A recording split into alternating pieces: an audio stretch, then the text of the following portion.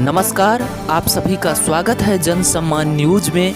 आज नेहरू युवा केंद्र के द्वारा उत्क्रमित मध्य विद्यालय नरवार में छात्रों के बीच आज़ादी का 75वां महोत्सव मनाया गया, जिसमें छात्रों को स्वच्छता की शपथ दिलाई गई।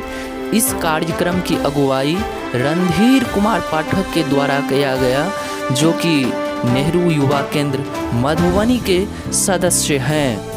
इस कार्यक्रम में छात्रों के साथ साथ अन्य कई लोग भी शामिल थे, जिसमें नरवार पंचायत के पंचायत समिति सदस्य विष्णुदेव पासवान, आलोक चंद्र पाठक और कई लोग शामिल थे कार्यक्रम में।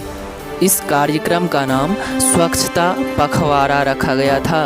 देखिए किस प्रकार से छात्रों ने स्वच्छता की शपथ लिए।